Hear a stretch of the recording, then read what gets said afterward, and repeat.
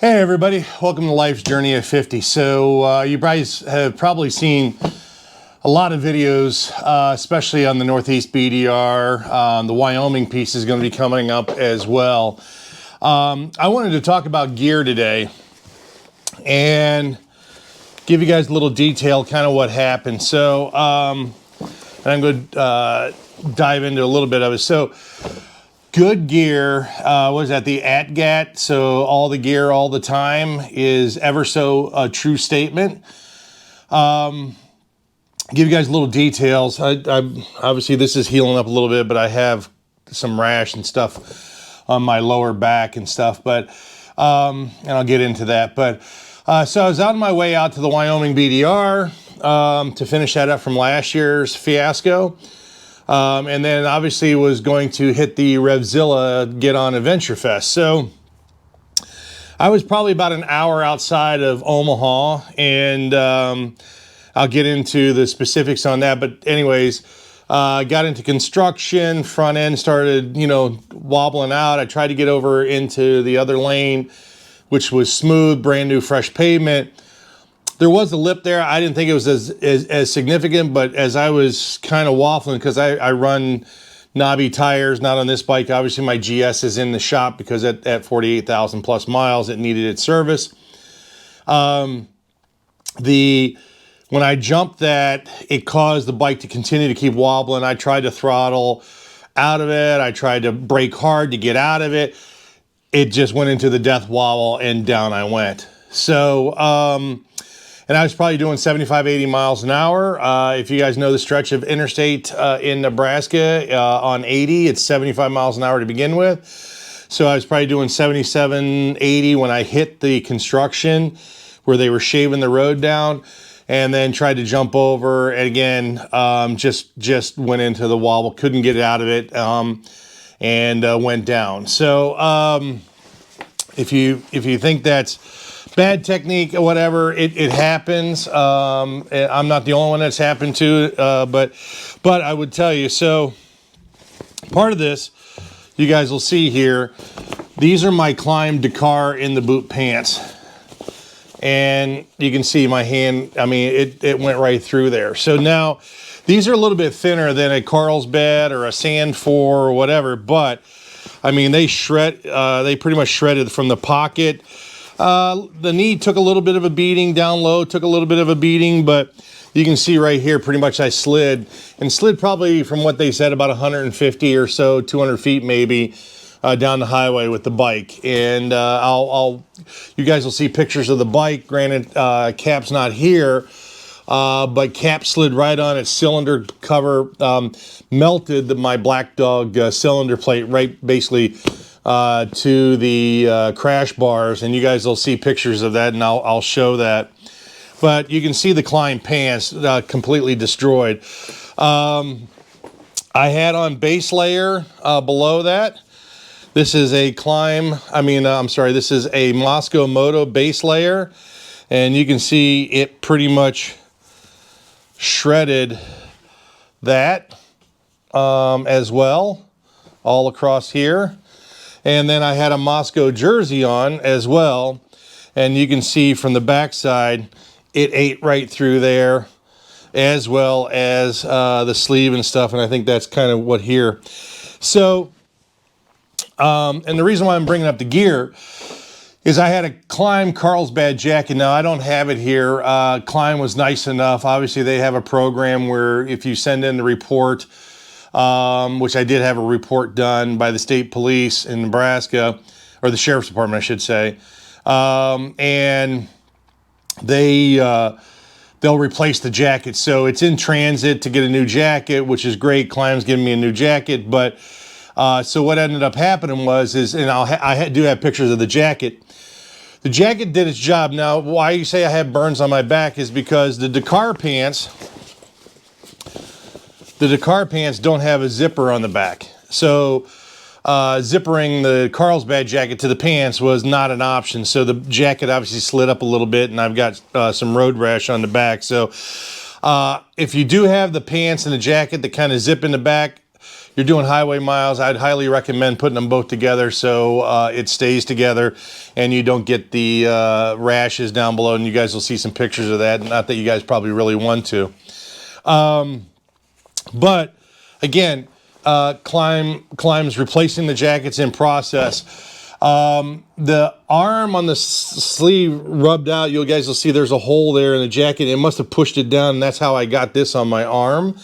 Obviously, the back of the jacket slid up because I was sliding down, and that's what caused the severe rash, especially on my right side here, to happen. So, again, can't stress enough, wear your gear. This was a fluke thing.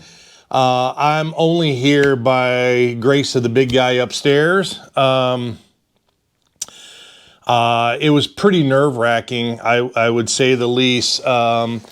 It was, you know, when I look back on it, right, I think if there would have been a semi behind me, there's no way either Cap, myself, or both of us would have been destroyed if there was a semi behind me. Luckily enough, it was relatively still early in the morning and not much traffic. There was a few cars. Did shut down the highway for a little bit just to get, you know, myself, the bike, and everything out of the middle of the highway. But very fortunate that a semi wasn't behind me because there's no way he would have been able to stop in time. The cars did.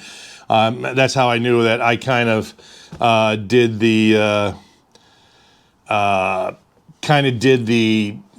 slide down the highway because both of them said that it looked like I was kind of surfing a little bit. Gloves were intact. My Climb gloves actually were in pretty good shape. I had the Sand 4 gloves.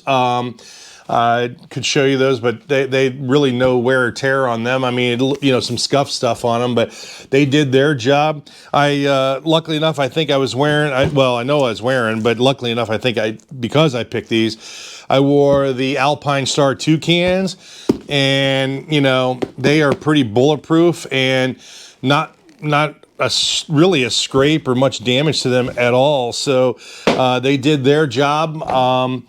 And so, yeah, I would tell you, you know, wear your gear, make sure you have the proper stuff. Underneath my Dakar pants, I will say that I had Liette 3.0 padded shorts on underneath. They had just a scuff. Even though this all wore through, the Liette pants below were intact. They only had a little bit of a rub on them. I had the, and you guys have seen some of my videos before, but I had the Revit knee pads on, no issues with them, no marks. Obviously, these pants held up well, but I had no marks on them. But like I said, the Liette 3.0s were fine. But the Carlsbad jacket took a beating. But again, Climb has been very nice it's replaced. You got the paperwork, everything within a 2-day period after I got home from my travels, my excursions, was good. I did have to ride another roughly 500 miles to Denver. I went to Performance Motorcycle in Denver. Great place. They have tons and tons of gear, like everything. And fortunate enough, they had my sizes, what I needed. I had to drop about $1,300 or $1,400 or so. I had to get a new Carlsbad jacket.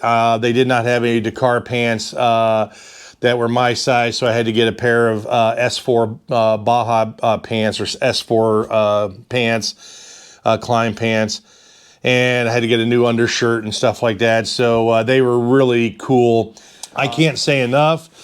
I'm lucky to be talking to you fine folks. And again, you can see, you know, even though these pants don't have armor in them, they still relatively did their job and took the brunt of everything that happened.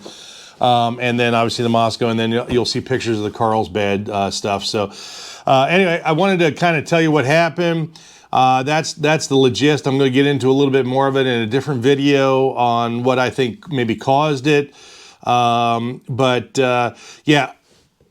always wear your gear. So it's all the gear all the time, ATGATT, and I know my buddy Kane Wagner from Appalachian Adventure is a big proponent. He always stresses that in his conversations, but I can't say enough. Actually, my helmet never hit the ground, and never hit the ground with my head. Helmet's completely clean. My Arai X4 had no scuffs, no nothing. So, like I said, the folks said I kind of slid right down on my right side here going down the highway. So it's pretty crazy. But again, folks, take care of yourselves out there. Watch those roads. Construction is a real thing. And especially when you're out west, the highways are 75, 80 miles an hour speed limits. Obviously, on the East Coast here, they're 70 or 65 or 55 on this side of the country. So just pay attention to what's happening. I've had a lot of great comments, people reaching out, wishing me good to get better. I'm going to get into another part too because I did break my leg, but that's over at the ADV Fest. So back-to-back Fridays were not great for me, So anyhow, all right, folks, thanks for everything. Really appreciate it. And we'll talk to you soon. Take care and wear your gear. Bye now.